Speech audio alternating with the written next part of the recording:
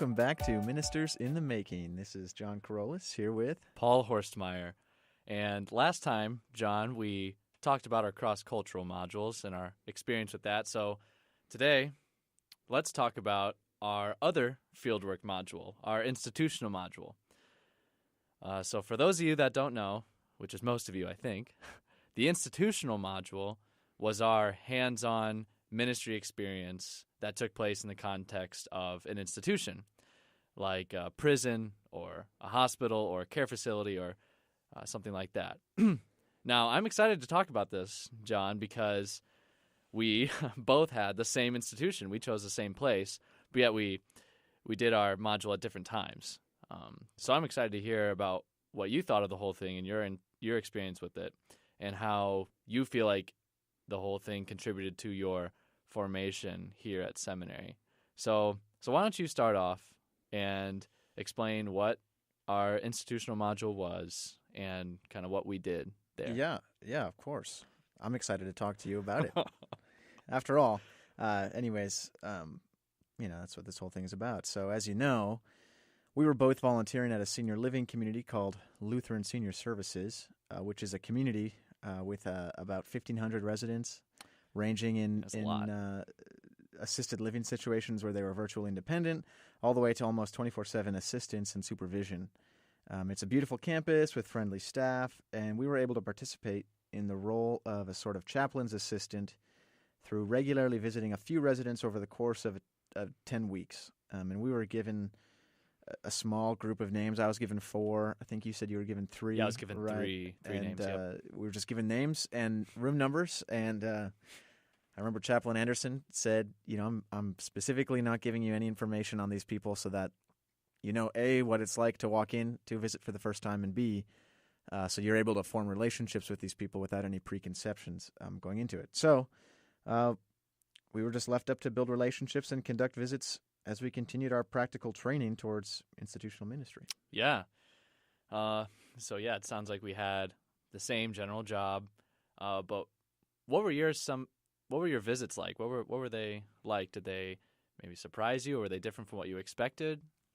Yeah, so I was doing this sort of on my own during the summer between regular classes. I was taking some classes, but so I went in by myself. I set up a meeting with Chaplain Anderson, and we got together and set up a time for training, and then I just basically told him a consistent time to be coming in over about 10 weeks. I think I did either 9 weeks or 11 weeks. I'm not sure which way it leaned, but I had 4 names, 2 males, 2 females. I mean, they were both in sort of a nursing home situation, both pairs, and I ended up really only visiting the guys regularly because they were more often in their rooms and easier to sort of find when I would go on my visits. And the ladies were involved with other things. They were always, at classes or in the cafeteria. So when I saw them,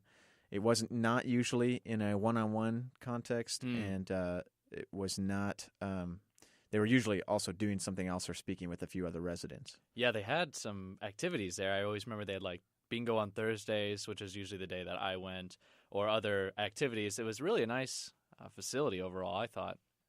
Yeah. A couple times I helped wheel one of the ladies who in her wheelchair to a bingo thing. I took her down to a watercolor painting class. And so, yeah, they've got tons of activities and tons of different things to do. One of the men I visited, we'll call him Charles, he was unfortunately just he was going through some health complications that meant that he had to stay in the nursing home area. And his wife was living independently in another part of the facility, in another part of the community, the facility there. And so Wow.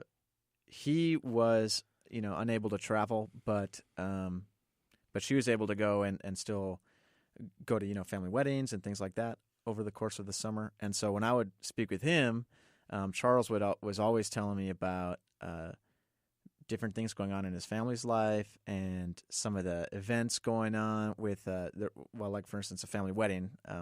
my wedding took place over the summer, and then his, some relative, either a grandchild or another relative like that, and so that was all very exciting for him and for his wife. And so when they were in the room together, it was always fun conversations that we had, talking about things like that.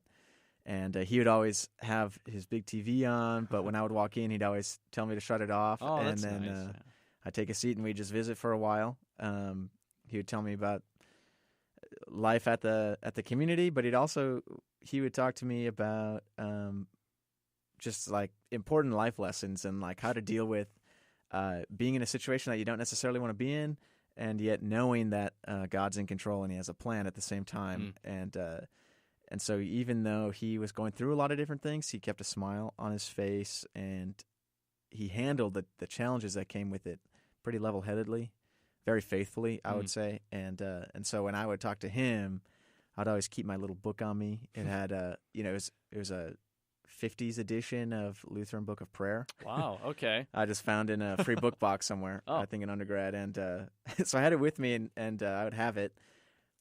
But I would almost never use it with him because he was always teaching me stuff, really. Yeah, that's awesome. Which was cool. So, wow. Yeah, that was sort of what my visits ended up looking like. Yeah, a lot of time with Charles. Right. Yeah. Yep. That's nice. So, I mean, I know it was and it was up to us to, go to the room and always sort of be the initiator of things. How did you start out the conversations, especially the first time around? I remember kind of when I was walking in the hallway to go to my first, visits, I was thinking, what do I say? Like, how do I kind of introduce myself? Like, so what did you say to sort of introduce yourself and get conversations going? Well, I remember the first guy I visited,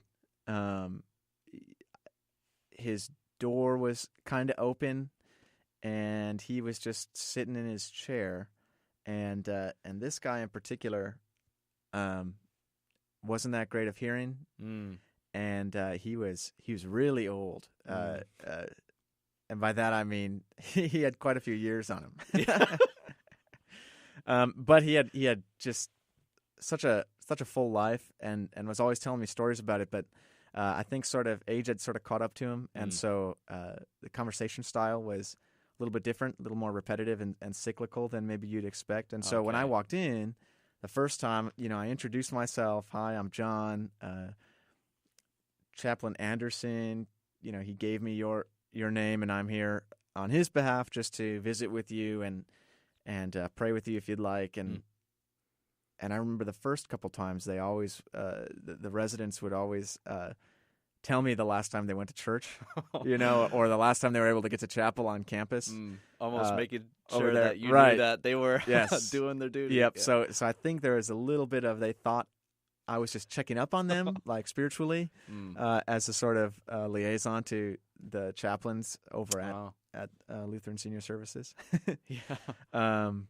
And that's not really what you were. No, but once we got past that, I just kind of said, "So tell me about yourself, or tell me about how things have been going lately." And we would talk, and I'd learn stories and learn about his wife who had passed away a few years before, and what life was like when he was young, and how St. Louis was, because some of these guys grew up, just a couple miles from where they were living now. Yeah. And times were a lot different back then, and this particular resident talked a lot about World War II and how that changed the way of life around St. Louis, and also for him when he enlisted and things like that. And so,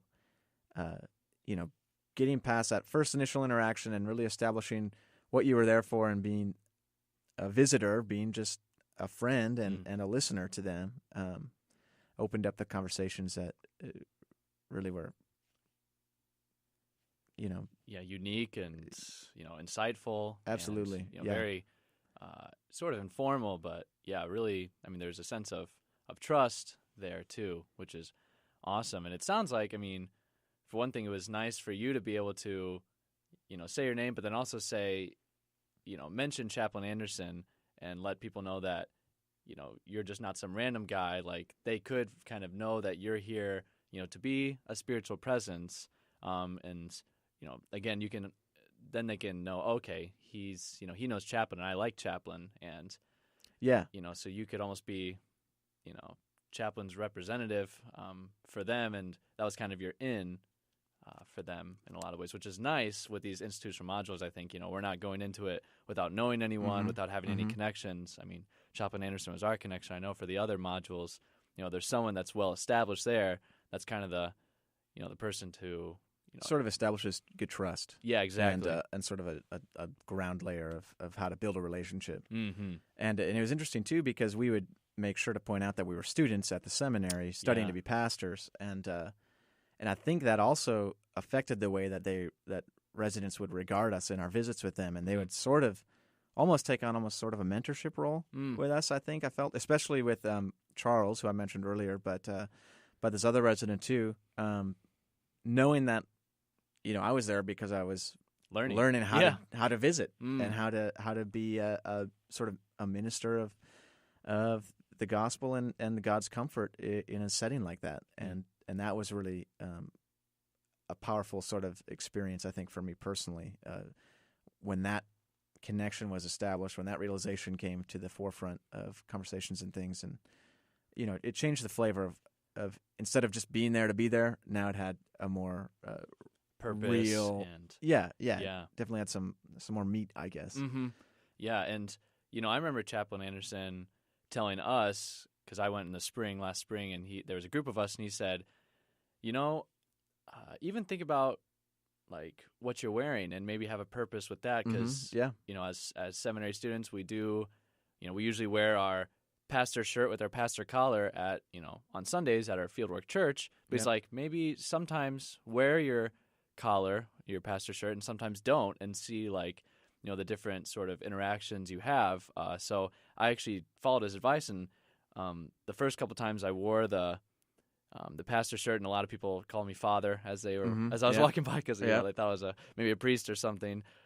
And then other times, I just wore a regular sort of nicer, just dress clothes. What did you wear? I almost always wore sort of business casual, slacks and a button-up shirt, and then I don't think my outfit really had too much of an effect on residents. I never wore the sort of pastor's uniform, so and I think that I probably would have had a similar interaction. But I remember you telling me a little bit about a few of the residents that you met with.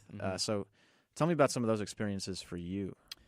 Yeah, well, out of the 3 that I was assigned to go visit, one lady just did not seem like she wanted to talk very much, which was fine. And after a few times, I, sort of let it go. And really, I only ended up consistently meeting with one person. And, Chaplain recommended us to be there about an hour, maybe visit for about 15 minutes, and then move on, so you make room for the transition. But this lady, I'll call her Helen, she, ended up talking, we'd both be talking for 45 minutes to an hour, almost every time, right off the get-go. Yep. And she was, again, pretty much confined to her bed, a bed or a motorized scooter, but she pretty much kept to her bed. Stayed in one place. Yeah, stayed in one place. So, again, I knew, I could count on seeing her there. And, the first time I got there, I just told her, I'm with Chaplain Anderson, and, he said maybe you'd want to just talk, or if you'd want me to, sort of take you anywhere, if you wanted to go to the bingo or whatever, I could take you there, and, we could do kind of whatever you want. But pretty much right off the bat, she started talking about, like, her past and, how, like, just family problems. Oh, really? And it seemed like, it was just one thing after another that, she had, and, things that were still going on that she was dealing with. Wow. At one point, I even, like, the bank called, and she told me to pick it up, and she wanted me to tell them, like, information about, like, her account because she needed something transferred. We really got, pretty close. She definitely trusted me. That's some relationship building right there. Yeah. And at the end of every time, I would offer to read some scripture, and I always tried to, really be making a good effort to remember what she was talking about, and give her as much opportunity to talk as possible. And then, with the scripture reading, I'd want to pick something that I thought would speak into her situation a little bit. And then especially, I'd ask if I could pray for her. And, with a prayer, I would pray for things that she, had talked about. And, I could tell that she really appreciated that, and I think she had some church experience, but maybe she had never sort of taken her concerns to God in prayer. Yeah, yeah. And so that was kind of nice to have the natural opportunity to, sort of show her that she can. Right, and you could have been maybe some of the most dedicated personal attention from sort of a clergy person, that she'd ever really. Yeah, I would say with. so. I mean, I don't think she really made it down. They have a chapel there. I mean, you probably remember that they have chapel and they have worship services there, but I don't think she really ever made it down.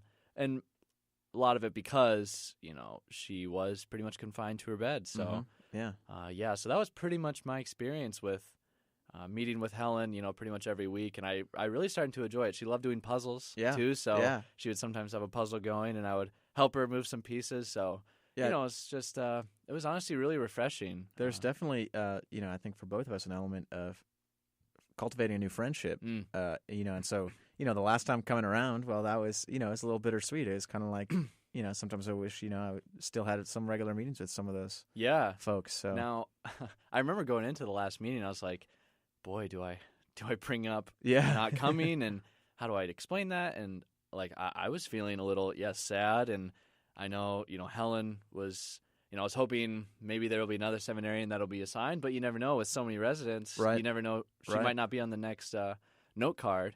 And so what did you bring up that you weren't going to be there? I think I did just in the last meeting say something like, or I mentioned it like 3 weeks out. I was like, coming towards the end of the 10 weeks here. So just so that the end sort of our visits is coming up. And then on the last one, just kind of mentioned, hey, thanks for everything. It was really great to talk to you. Thank you for opening up and helping teach me, about this stuff. And they were all, pretty understanding. They were like, we get it. You're a student. It's you're here for school. So but I'm a little interested though to hear sort of some of the connections that you made or have seen since that time between the seminary educational experience that you're receiving on campus and then the practical perspective of those visits that you had.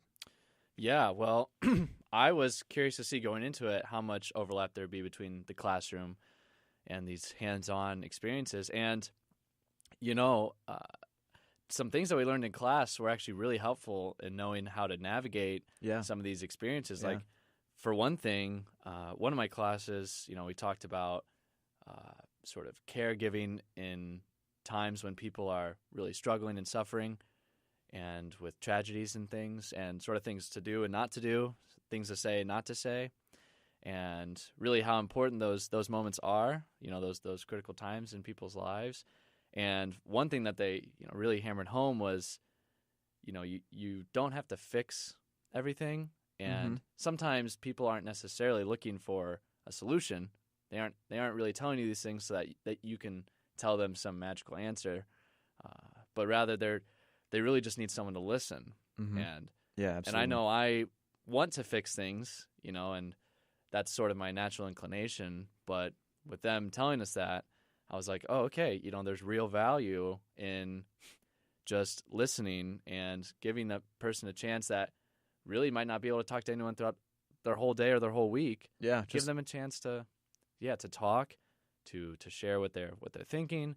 And so, I really, as much as, when Helen would be sharing her, difficult times, I would, really just make a point to sort of ask a question that would keep the conversation going and show her that I was understanding what she was saying. And right. And I think too, that's a big part of it is just, when someone's opening up, we tend to have, that tendency to not really want to go all the way, and really open up, or maybe as the listener, we don't really want to know sort of what the whole picture is. And I think one of the most important aspects of, being able to be an outlet and be somewhere people can speak to and just be a listener is knowing how to put together that environment of just comfortability so that someone can continue the conversation or continue opening up and really get out there the things that are on their mind. And that way they're able to process things sort of through, their own vocality